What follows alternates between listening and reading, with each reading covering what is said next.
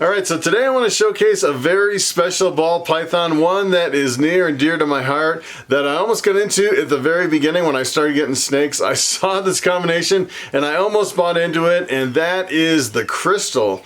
And if you haven't seen the crystal, it is a pretty impressive snake. It is actually composed of two genes. One is the Mojave and the other is the special.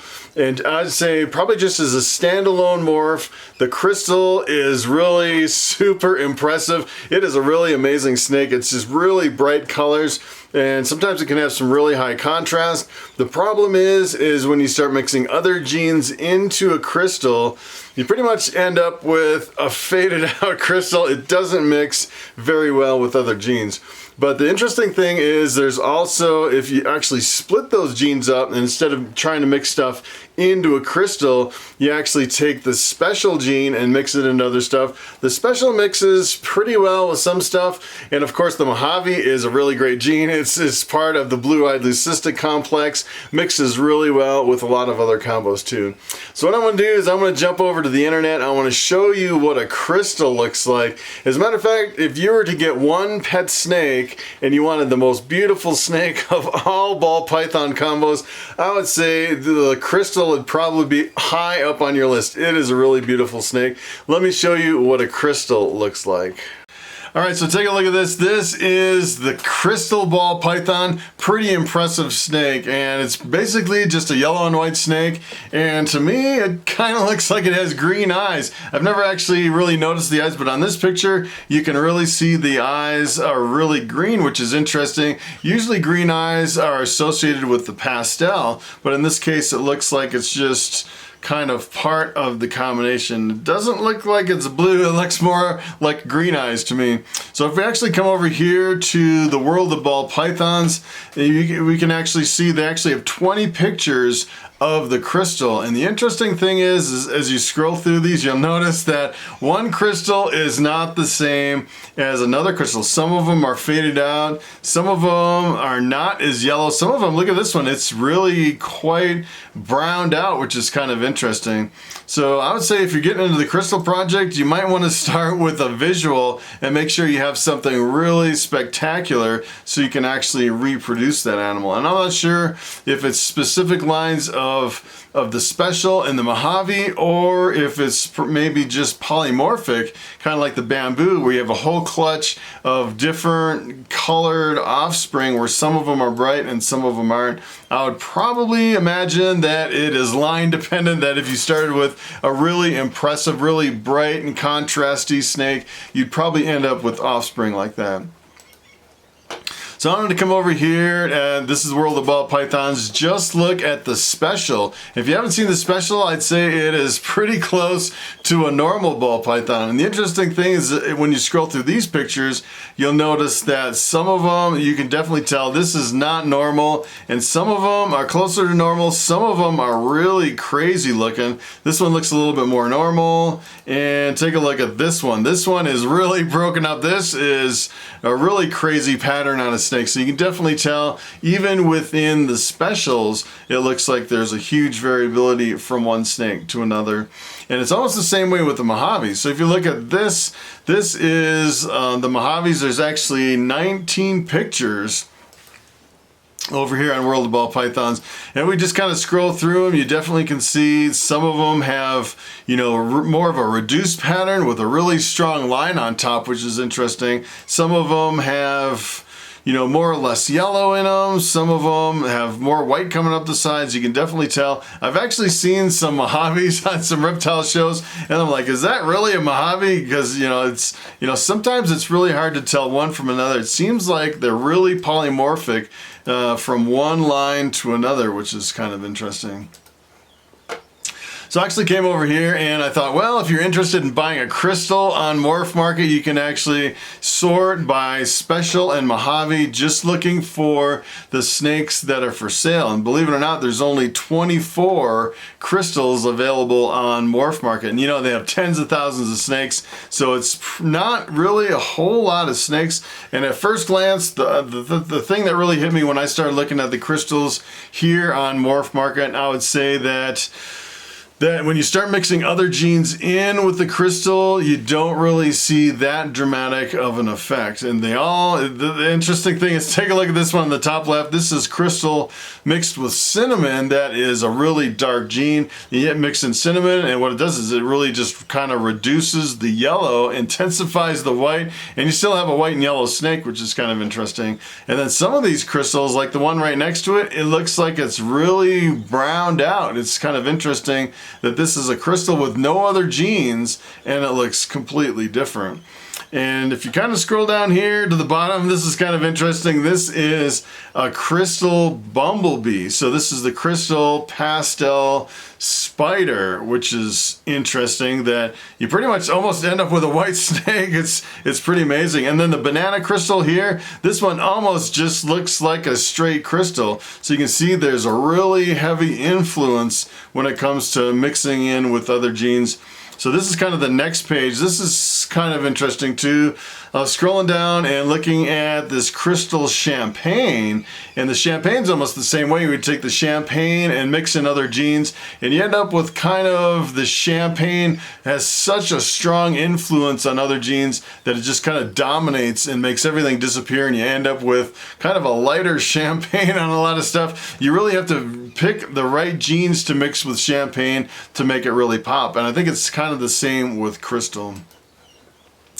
So this over here this is kind of interesting. I actually searched for crystal again, but these are all the snakes that have sold and that are for sale. So you can see there has been, in the whole history of morphmarket.com, there's been 282 crystals and crystal combinations. And you can tell they're all pretty much white and yellow snakes. Some of them are white. You can almost tell that some of them have the spider and the bumblebee and stuff like that. They almost turn white, which is kind of interesting. And some of these, the pastel leopard banana pied, the interesting thing is you start mixing pied with crystal, and it looks like it almost reduces all the color, and you end up with a white snake, which is kind of interesting. So take a look at this. This is really interesting. So I was kind of curious if there was a special bamboo, because, you know, I actually have I'm pretty big into the bamboos, and I was wondering how it would mix with the special, if this would be a good project to get into for my bamboo project. And the interesting thing is you mix bamboo with special, and you end up with a white snake with a little bit of yellow on the top. And I started thinking, I wonder what the genetics are for this snake. So what I did is I came over here to the World of Ball Python's genetic wizard. I typed in bamboo and special and bred it with a normal, and sure enough, this combination is actually allelic. So actually the crystal is allelic too. So if you're not familiar with allelic, essentially, so for example, if I had, let's say for example, if I had a bamboo pastel, 2 genes in a snake, and I bred it to a normal ball python, it's not allelic, it's just straight regular genetics. Essentially what you would end up with is you'd end up with some normals, you'd end up with some pastels, you'd end up with some bamboos, and you'd end up with bamboo pastels. You basically reproduce the parent when you bred it to a normal. So the interesting thing is if you actually took this snake, the bamboo special, which is allelic, you bred it to a normal, you couldn't actually reproduce the parent, and you wouldn't get any normals, which is kind of interesting. You get half specials and you get half bamboos. So I say it's kind of a double-edged sword. You really can't stack more genes on top of that combination, but on the other hand, kind of on the flip side, you don't get any normals, which is kind of cool. So it really depends what you're shooting for. In order to reproduce this snake like a special bamboo, you have to basically cross it back to a special, or cross it back to a bamboo, or cross it back to a special bamboo, which in that case you would end up with also with super specials and super bamboos. So it gets a little bit confusing. But the allelic combos, some people are going after the allelic sometimes because you don't get any normals and you end up with more higher end of snakes in your whole clutch, which is kind of interesting.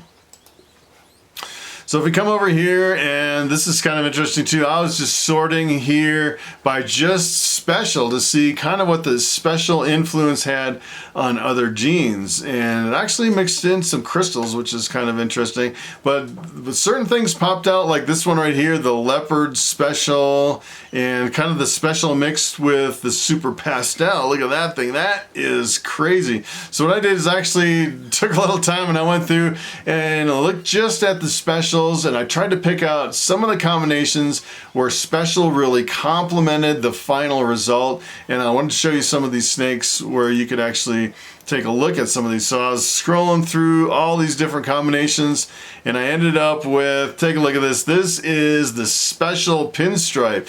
This is kind of interesting because if you look just at a regular pinstripe, it is really more of a gold snake, and it has more of a solid line right down the back of the snake. And this, I would say, it kind of breaks it up to where it almost looks like a lemon blast, honestly. It's kind of interesting. Brings out more yellow and kind of breaks up the lines, which is interesting how it interacts with just the pinstripe.